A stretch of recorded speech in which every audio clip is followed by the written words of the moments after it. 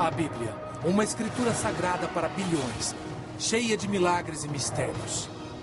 Novas descobertas na tecnologia sugerem que os milagres incríveis são baseados em fatos reais. A ciência pode revelar a verdade por trás dos maiores mistérios da Bíblia. Mistérios da Bíblia. Evangelhos perdidos. Inverno de 1886. Arqueólogos franceses procuram artefatos na área cristã de um cemitério no Alto Egito. De repente, eles fazem uma descoberta que abala a essência da história cristã. O que eles descobrem é o túmulo esquecido de um monge enterrado no século VIII. Mas o maior achado é o que o monge está levando consigo para a próxima dimensão. Aqueles que enterraram o monge aparentemente pegaram este livreto de papiro e colocaram junto ao corpo. Assim ele poderia entrar na próxima vida com um de seus livros preferidos. Ele contém não o Mateus, Marcos, Lucas e João, mas ele contém o Evangelho de Pedro.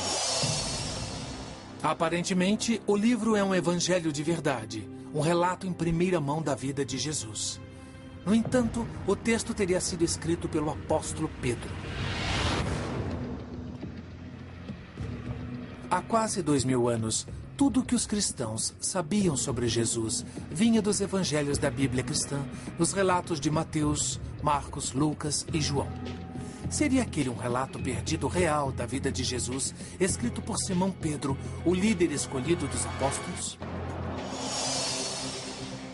A descoberta disparou ondas de choque pelo mundo dos estudos bíblicos, e essa onda de choques continua, enquanto novos evangelhos perdidos, emergem em inúmeras escavações arqueológicas.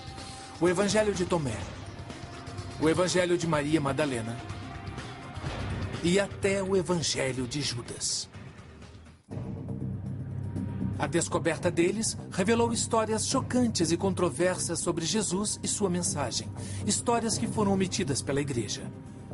O Evangelho de Pedro supostamente revela os fatos por trás da ressurreição de Jesus. O Evangelho de Maria diz que Maria Madalena pode ter sido a verdadeira líder da igreja cristã. O Evangelho de Judas diz que Jesus pediu para ser crucificado.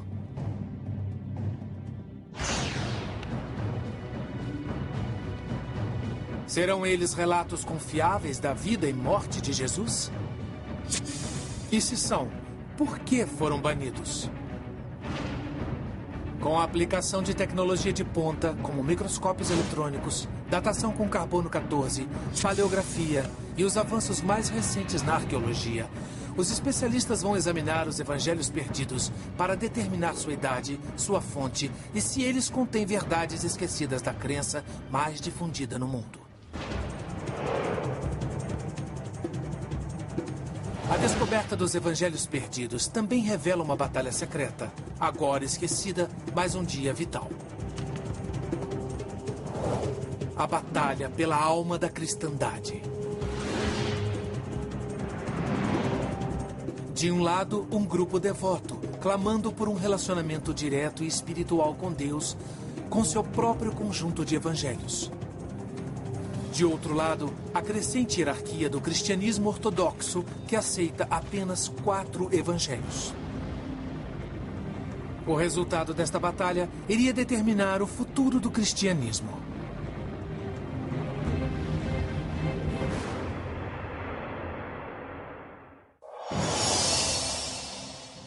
Mas, nos primórdios dessa crença, não havia literalmente nenhum evangelho, nem Bíblia cristã.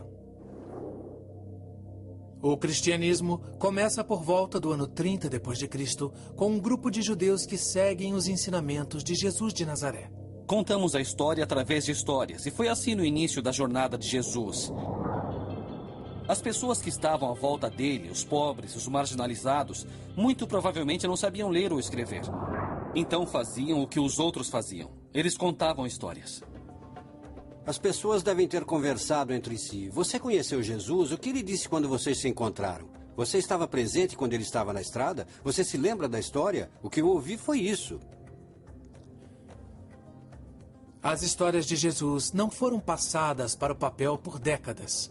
Estudiosos acreditam que o evangelho mais antigo, o Evangelho de Marcos, foi escrito por volta do ano 70 d.C., 40 anos após sua morte. Mas esse não foi o único evangelho. Lá pelo ano 200 d.C., não havia somente os 4 evangelhos. Pode ter havido até 50.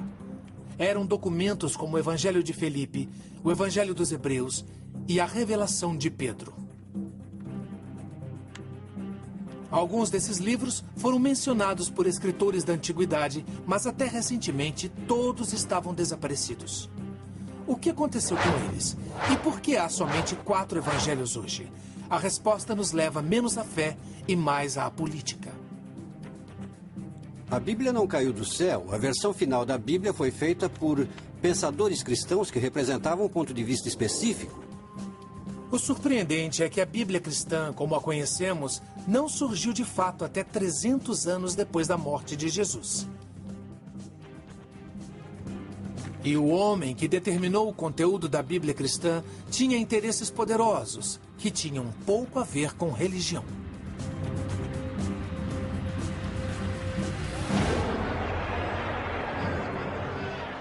No ano 312 d.C., o imperador romano chamado Constantino, um pagão que acreditava em vários deuses, alegou ter tido uma visão da cruz antes de uma batalha. Depois de sua vitória, ele se converteu ao cristianismo e o declarou religião semi-oficial do Estado. Constantino queria controlar essa nova religião para unificar o Império Romano, que estava se desmantelando. Naquela época, o cristianismo era uma religião mal organizada, uma coleção de igrejas com crenças diversas e escrituras diversas. O imperador pretendia mudar isso. O que ele notou, porém, foi que essas pessoas não eram bem organizadas. E se havia uma coisa que os romanos sabiam fazer, era organizar.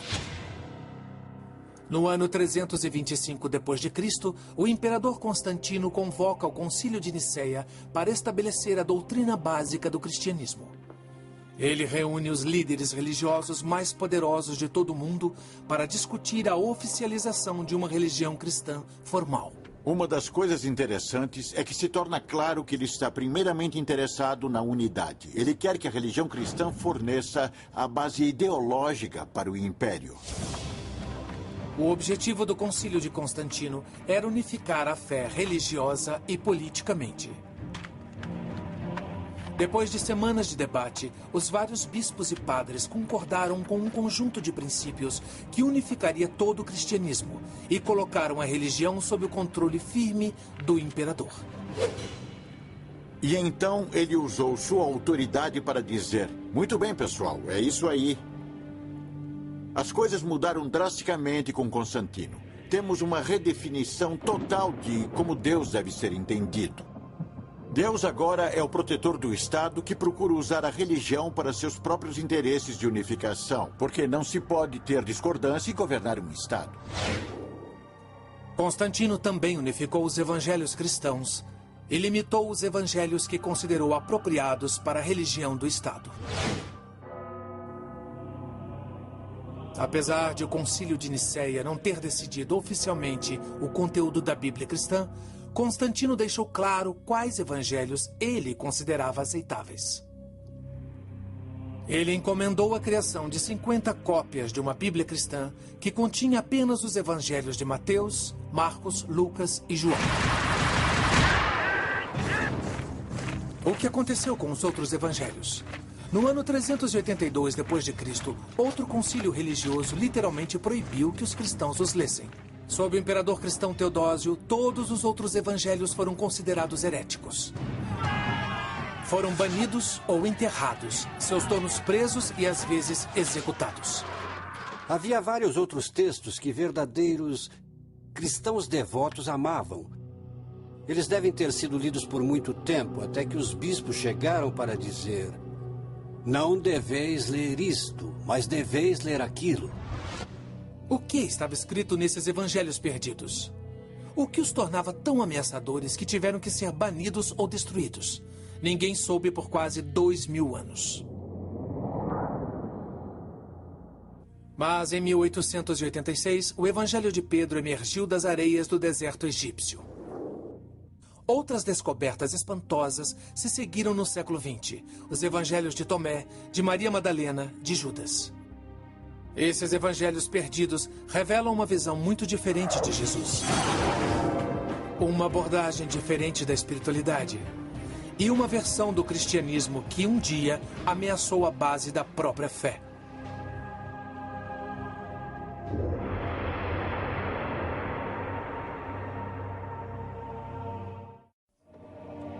Durante quase 2000 anos, os cristãos acreditaram que existiam apenas 4 evangelhos que contavam a história de Jesus de Nazaré.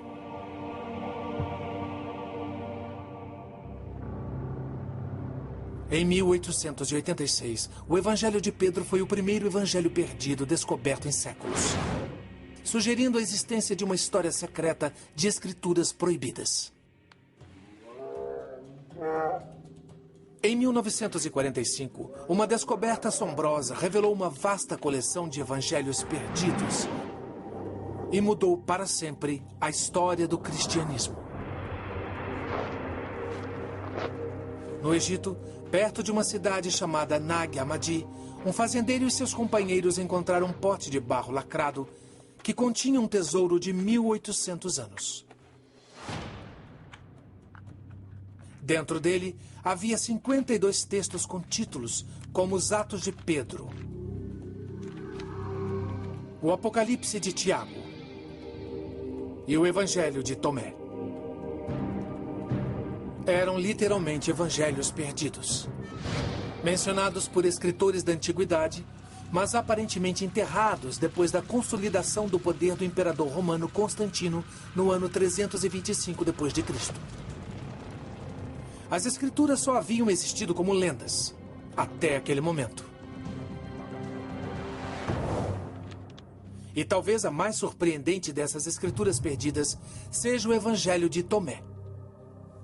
O Evangelho de Tomé é um documento fascinante. Foi traduzido do grego para o cóptico e contém palavras de Jesus. E muitas das coisas contidas no Evangelho de Tomé encontram-se também no Novo Testamento. A diferença é que o Evangelho de Tomé é um evangelho gnóstico. Os gnósticos eram uma seita do cristianismo antigo que tinha uma ênfase profunda no misticismo e discordava de vários dos preceitos da hierarquia cristã emergente. Os gnósticos foram salvos por conhecimento secreto. Você era um verdadeiro seguidor de Jesus se compreendesse esse conhecimento secreto. Gnosis é uma palavra grega que significa conhecimento e gnóstico significa aquele que sabe. Eles eram essencialmente místicos sob vários aspectos. E se pudessem encontrar a paz de Deus dentro de si, a verdadeira humanidade interior, por que então precisavam ter padres ou bispos? Eles poderiam caminhar seguindo esse Deus interior? No Evangelho de Tomé, Jesus parece transmitir uma estranha mensagem, um ensinamento secreto muito diferente do contido nos evangelhos tradicionais. Os evangelhos tradicionais ensinam que Jesus é o único Filho de Deus. O Evangelho de Tomé sugere que todos nós podemos nos tornar filhos de Deus. Ele diz: quando conhecerdes a vós mesmos, então sereis conhecidos, e entendereis que sois filhos do Pai vivo. Em outras palavras, se Jesus pode ser aceito como o Filho de Deus, todos nós também somos filhos e filhas de Deus. Ele não tem nada que nós não podemos ter. Nós podemos ter o mesmo tipo de relacionamento com a divindade, o mesmo tipo de relação com Deus. O Evangelho de Tomé prega uma ligação pessoal com Deus, sem a necessidade de igrejas organizadas, padres e bispos. Muitos padres e bispos se sentiram ofendidos com os gnósticos, que tinham seu próprio caminho, tinham sua própria linha direta, um telefone vermelho com a divindade. Isso não pegou bem com os representantes da autoridade da igreja. E esse pode ter sido o motivo do Evangelho de Tomé ser considerado herético. A independência dos gnósticos enfraquece a hierarquia da igreja. Eles acreditam que seus próprios evangelhos são tão válidos, se não mais, como os de Mateus, Marcos, Lucas e João. No caso do evangelho de Tomé, talvez eles estivessem certos. Quando os evangelhos gnósticos foram descobertos em 1945, uma questão perturbadora surgiu. Parecia que o evangelho perdido de Tomé era mais antigo que o de Mateus, Marcos, Lucas e João. Há um debate entre estudiosos quanto à maneira de datar o evangelho de Tomé. O que sabemos é que temos alguns papiros gregos muito primitivos do evangelho de Tomé e parece que partes do evangelho de Tomé são muito antigas. Na verdade, partes do Evangelho de Tomé podem remontar aos primórdios da igreja. A maioria dos estudiosos acredita que os 4 evangelhos tradicionais foram escritos no espaço de uma geração desde a morte de Jesus, 40 a 60 anos depois que os eventos realmente aconteceram. Mas algum material no Evangelho de Tomé pode ser mais antigo, com base em seu conteúdo mais simples. A diferença entre o Evangelho de Tomé e o Novo Testamento é que o Evangelho de Tomé só tem as palavras de Jesus. Não há milagres, não há histórias sobre Jesus. O fato do Evangelho ser apenas uma reunião das palavras de Jesus pode sugerir que é mais antigo e que os outros elementos da narrativa dos outros evangelhos foram adições posteriores. Se o Evangelho de Tomé realmente é mais antigo que os 4 evangelhos tradicionais, isso significa que é mais próximo da mensagem de Jesus? E se for assim, significa que a Bíblia cristã está literalmente incompleta? A resposta pode estar em encontrar a data exata em que o Evangelho foi escrito. O Instituto de Conservação de Museus Smithsonian, ou MCI, tem uma equipe de especialistas e cientistas para extrair os segredos de documentos antigos. Nós fazemos um trabalho de detetive.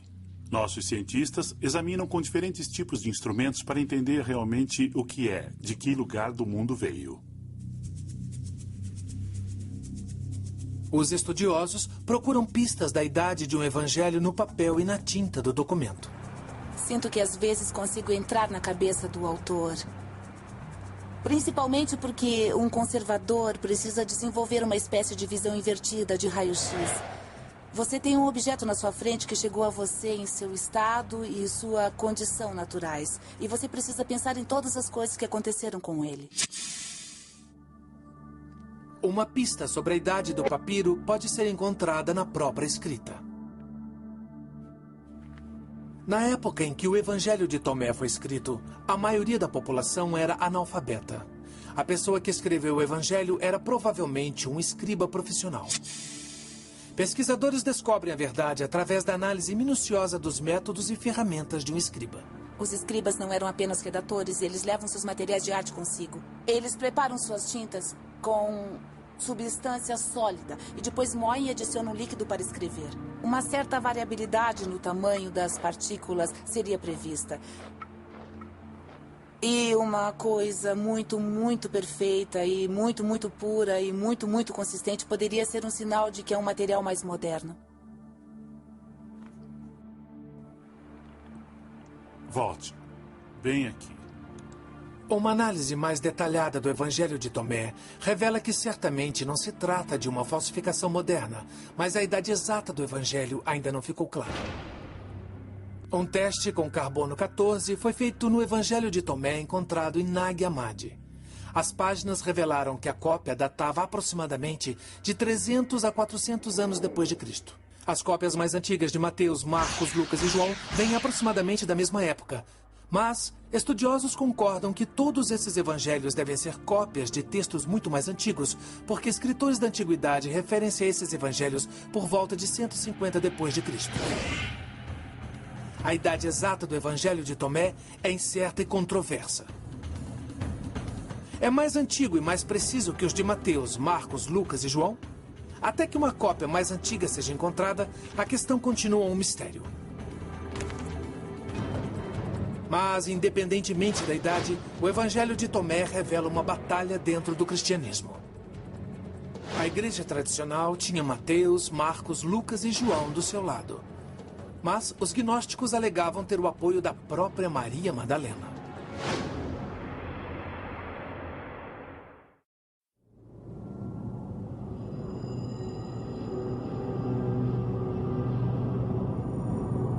Durante séculos, os cristãos acreditaram haver apenas 4 evangelhos que revelavam a vida e a mensagem de Jesus de Nazaré.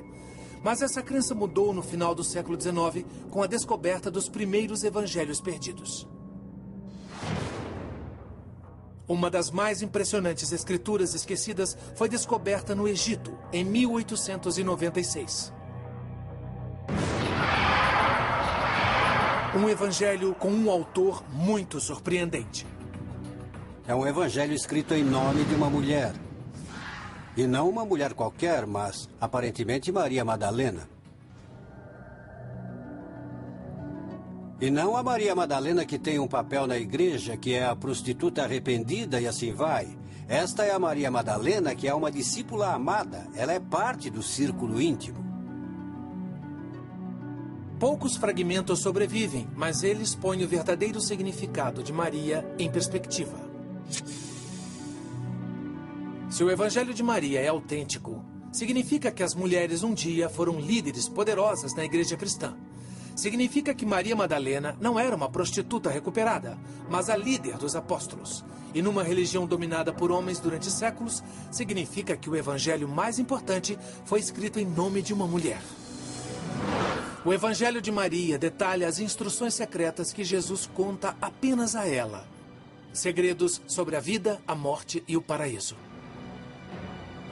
Nesse evangelho, Jesus revela certas coisas sobre a vida após a morte para Maria em termos muito gnósticos. A vida após a morte nos 4 evangelhos tradicionais é descrita como um paraíso cheio de alegria. Mas no Evangelho de Maria, a vida após a morte envolve uma estranha jornada da alma após a morte, na qual o morto encontra seres angelicais e demoníacos, conforme a alma vai seguindo o caminho até o céu. É apenas para Maria que Jesus revela essa jornada secreta da alma.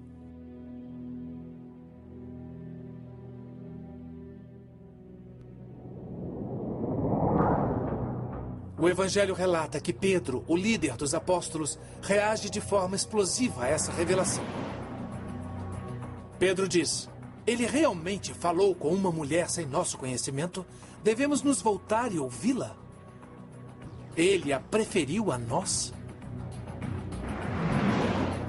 No Evangelho, os apóstolos ignoram a condenação de Pedro e apoiam Maria dizendo: se o Salvador a fez digna, quem é você para rejeitá-la?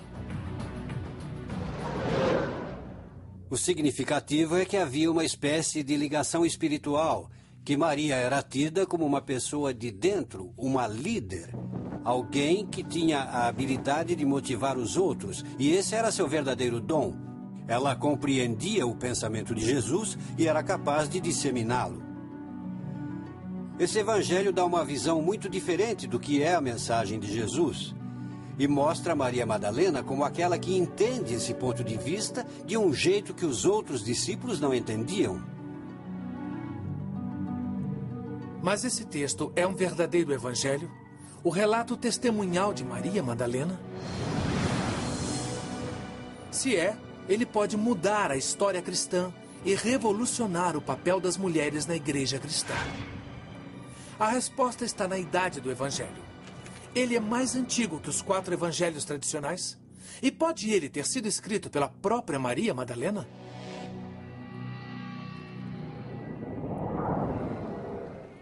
O Evangelho de Maria foi descoberto em 1896, em Armin, no Egito. A datação por carbono revela que esse texto foi copiado à mão no século V. Mas ao longo dos anos, fragmentos do Evangelho de Maria apareceram em outro lugar do Egito e são muito mais antigos. Avanços na tecnologia podem ajudar a definir a data exata, até mesmo de fragmentos minúsculos de textos antigos. O uso do microscópio 3D permite aos cientistas focalizar os detalhes que dão dicas de sua idade. A esse nível de detalhamento, uma amostra moderna de papiro não guarda nenhuma semelhança com um texto antigo. Se isso tivesse 2000 anos de idade, a superfície não seria tão brilhante, seria mais fosca, porque as fibras estariam gastas, criando uma espécie de ranhura na superfície, quase como camurça. Testes como esses ajudaram a fornecer uma data muito precisa para os fragmentos mais antigos do Evangelho de Maria. Eles foram escritos aproximadamente no ano 200 d.C. A linguagem e o vocabulário também sugerem que o Evangelho de Maria foi escrito durante o século II e não na época de Jesus. Assim, é altamente improvável que Maria Madalena tenha escrito o Evangelho que leva seu nome. A maioria dos estudiosos acredita que ele foi criado por um cristão gnóstico durante o século II que queria invocar a autoridade da apóstola. Não sabemos quem foi o autor, mas muitos imaginariam que realmente há uma voz feminina e uma perspectiva feminina a ser vista aqui. E talvez seja o caso de admitir que há uma voz a ser ouvida que foi reprimida nos outros evangelhos. Talvez, e mais importante, o Evangelho de Maria revele um grande conflito no início da igreja sobre o papel das mulheres. A ideia da liderança feminina é um dado muito interessante a se analisar nos primórdios da história cristã. E o Evangelho de Maria é uma espécie de testemunho disso. O fato de Maria ser líder e mulher é um conceito revolucionário na igreja antiga. A possibilidade de existir um Evangelho de Maria é uma indicação de que realmente existiram pessoas como os gnósticos que eram muito mais abertos à inclusão das mulheres como membros ativos da comunidade. Na verdade, algumas pessoas da igreja ortodoxa que surgia reclamavam disso. Quer dizer que há mulheres ministrando os sacramentos?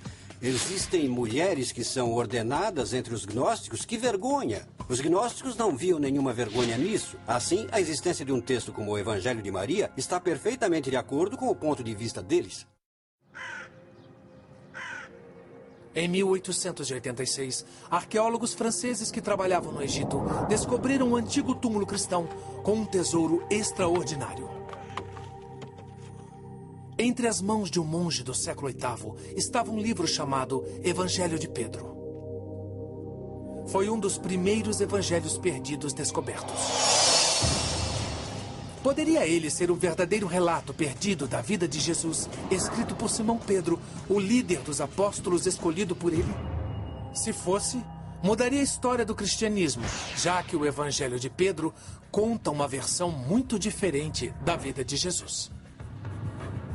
O que nós temos é muito precioso e muito empolgante. É uma história antiga, mas uma história alternativa. No Evangelho de Pedro, os romanos são surpreendentemente solidários. Ele diz que Jesus não sentiu dor na cruz. Mas a diferença mais chocante é que o Evangelho de Pedro supostamente traz um testemunho real da própria ressurreição. É o único evangelho que temos que tenta contar a história do que aconteceu durante a ressurreição. Todos os evangelhos bíblicos falam dos resultados da ressurreição, que o túmulo estava vazio, mas eles não falam do momento da ressurreição propriamente dito. A descrição começa na terceira manhã, após a morte de Jesus, enquanto os soldados romanos vigiam o túmulo do Messias. O Evangelho de Pedro diz: o túmulo foi aberto e aqueles soldados viram, pois estavam montando guarda. E segundo explicaram do que haviam visto, eles viram 3 homens saírem do túmulo. Quando eles saem, estão amparando um terceiro, supostamente Jesus. E então uma voz profunda aparece e diz: Então vocês rezaram por aqueles que morreram? A ressurreição termina com Jesus e os outros 2 seres elevando-se ao céu, deixando as testemunhas oculares assustadas e maravilhadas. O Evangelho termina com a alegação de que se trata do testemunho do próprio apóstolo Pedro. Poderia esse livro realmente ser o trabalho do líder dos apóstolos do primeiro Papa? Ele foi escrito na mesma época ou antes dos 4 evangelhos tradicionais? Ou é um relato mais recente, portanto uma falsificação, fazendo-se passar pelo testemunho real de Pedro? As evidências arqueológicas são incertas. O evangelho encontrado em 1886 foi datado no ano 700 depois de Cristo. 7 séculos após a morte de Pedro. Fragmentos do ano 500 depois de Cristo apareceram em outros locais, mas ainda muito tardios para terem vindo diretamente do apóstolo. Minha nossa, vai ser uma loucura montar esses negócios. Graças a Deus não vou ter que fazer isso. Mas o evangelho foi mencionado por escritores cristãos da antiguidade. Um bispo de onde hoje é a Turquia mencionou o livro pelo nome por volta de 190 depois de Cristo. Podemos remeter o evangelho ao século II, mas não antes disso. Tudo indica que esse é um texto do início do século II. Nós achamos que é um texto do início do século II porque ele utiliza material de todos os 4 evangelhos existentes. As histórias do Evangelho de Pedro são tão semelhantes aos outros evangelhos que parece provável que tenham sido simplesmente copiadas. Quem quer que tenha escrito esse evangelho no século II alegou que era o trabalho do apóstolo Pedro para dar ao texto mais autoridade. Era um recurso comum no mundo antigo. Quando algumas pessoas queriam comunicar uma ideia que consideravam verdadeira ou importante para o movimento cristão antigo, elas não diziam com suas próprias vozes, mas utilizavam a voz de alguém que se sabia que tinha autoridade. Nesse sentido, o Evangelho de Pedro não é um relato real, mas uma falsificação. No entanto, isso traz uma questão importante e perturbadora. Se o Evangelho de Pedro é uma falsificação, então os evangelhos de Mateus, Marcos, Lucas e João também são falsificações. Não sabemos quem foram os autores, mas os textos foram escritos em nome de Mateus, Marcos, Lucas e João, porque esses eram grandes homens do passado. A verdade dessa questão é que quase certamente não foram escritos por Mateus, Marcos, Lucas e João. A maioria dos estudiosos concorda que mesmo os 4 evangelhos tradicionais não foram escritos pelos apóstolos que lhes deram os nomes, mas por seguidores desses apóstolos. Se os evangelhos de Mateus, Marcos, Lucas e João não foram mesmo escritos pelos apóstolos, então isso significa que o evangelho de Pedro ou o evangelho de Maria podem ser considerados autênticos também? A resposta ainda não está clara para os historiadores. Mas há elementos no Evangelho de Pedro que sugerem que não é um testemunho de ninguém, muito menos do apóstolo Pedro. A história que ele narra contém material altamente suspeito. Na cena da ressurreição, Jesus e os 2 seres angelicais se erguem além das nuvens. E atrás de Jesus, surge do túmulo a verdadeira cruz que fala. O Evangelho diz que eles ouviram uma voz vinda do céu. Vocês rezaram por aqueles que estão adormecidos? E a resposta veio da cruz: sim. O Evangelho de Pedro é muito fantasioso, com esses gigantes cujas cabeças alcançavam as nuvens e depois uma cruz que fala, quer dizer, é demais para alguém acreditar, ainda mais se pretende ser uma pessoa centrada e sóbria na igreja antiga. Esse talvez seja um dos motivos por que o Evangelho de Pedro não foi aceito quando Constantino convocou o Concílio de Nicéia. Mesmo assim, ainda havia grupos de cristãos devotos que consideravam esse livro sagrado. Sagrado bastante para ser enterrado com um monge por volta do ano 700 depois de Cristo. Eu, particularmente, prefiro a ideia de que há um monge agarrado a esse texto não apenas nesta vida, mas na próxima vida. O Evangelho de Pedro foi descoberto em 1886 e foi um dos primeiros evangelhos perdidos encontrado. E um dos mais recentes evangelhos perdidos foi descoberto em 2006.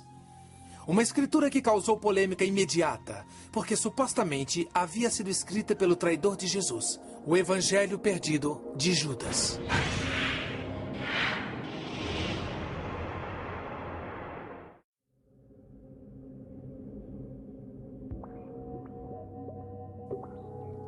A descoberta de evangelhos perdidos no século XX mudou nossa compreensão da história cristã.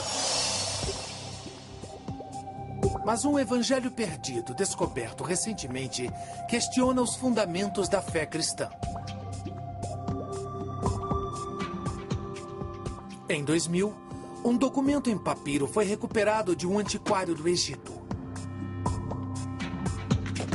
Acredita-se que tenha sido encontrado originalmente próximo a Nag Hammadi, onde os primeiros evangelhos gnósticos foram descobertos. E ele é identificado como o Evangelho de Judas Iscariotes.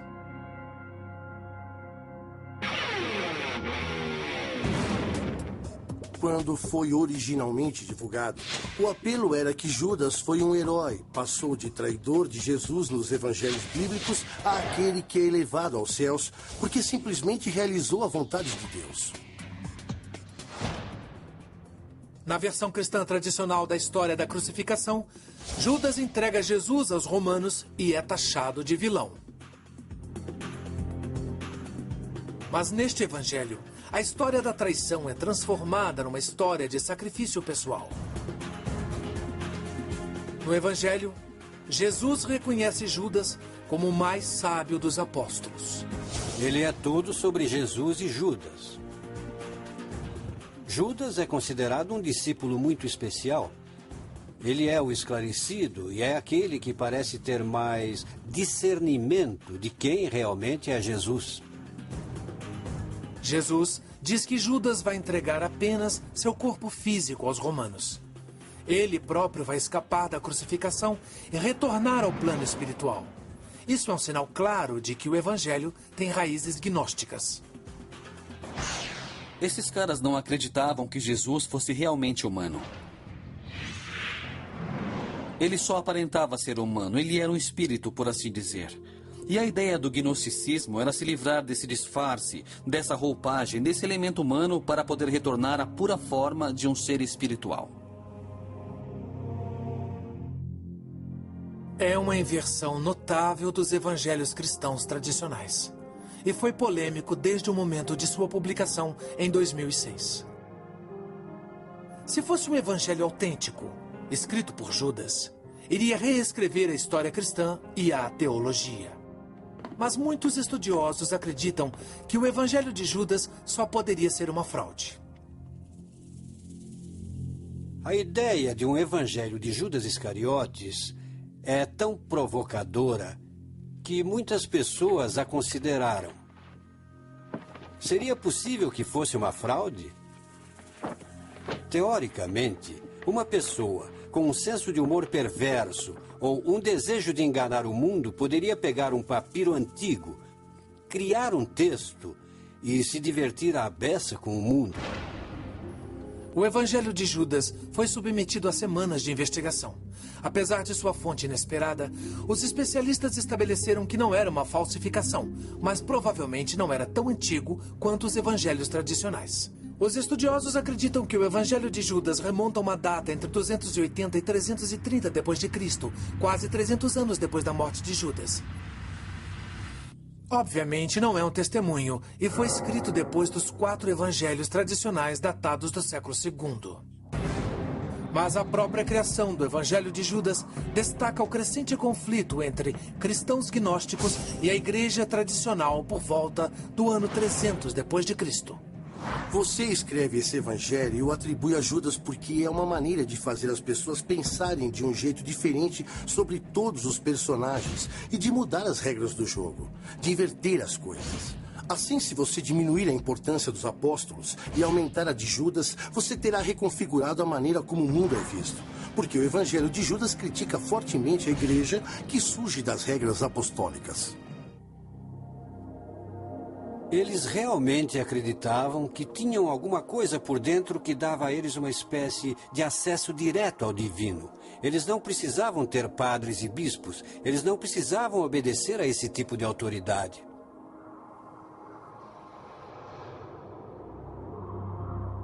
Mas a ênfase no misticismo e na revelação pessoal dos gnósticos talvez os tenha levado à ruína.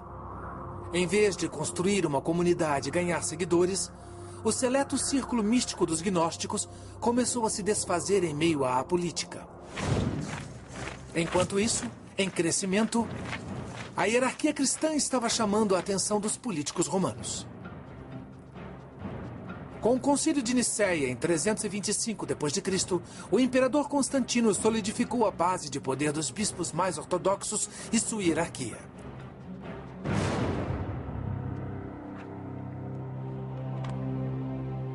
Os 4 evangelhos de Mateus, Marcos, Lucas e João estavam dentro.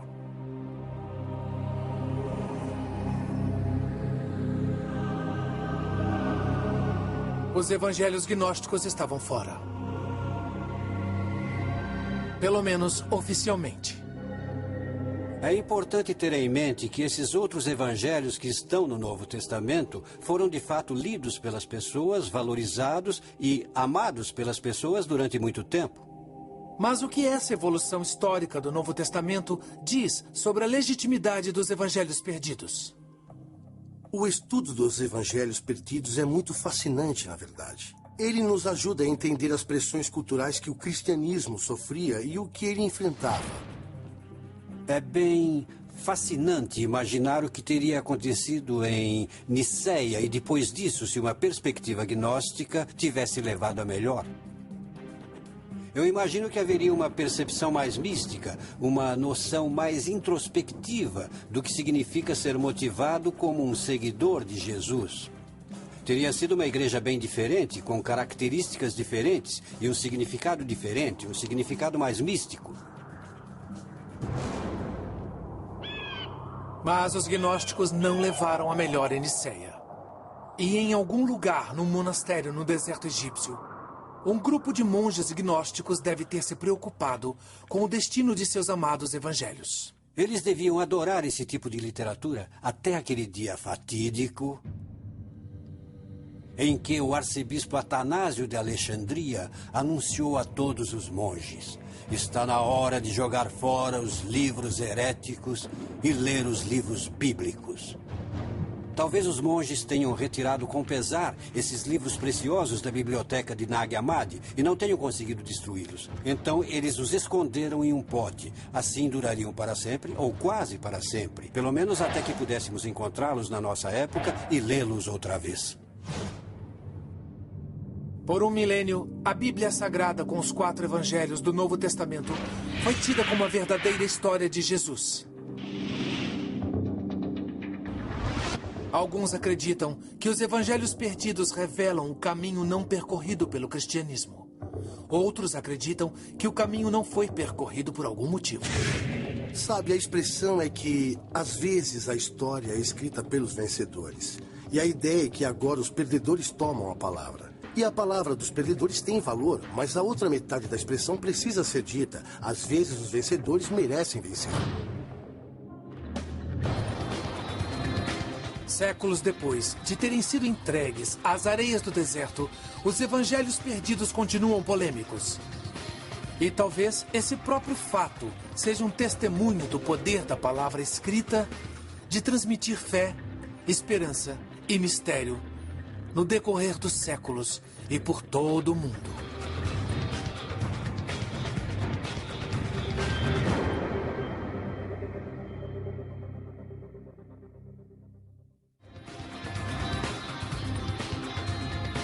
Versão brasileira, Tempo Filmes, São Paulo.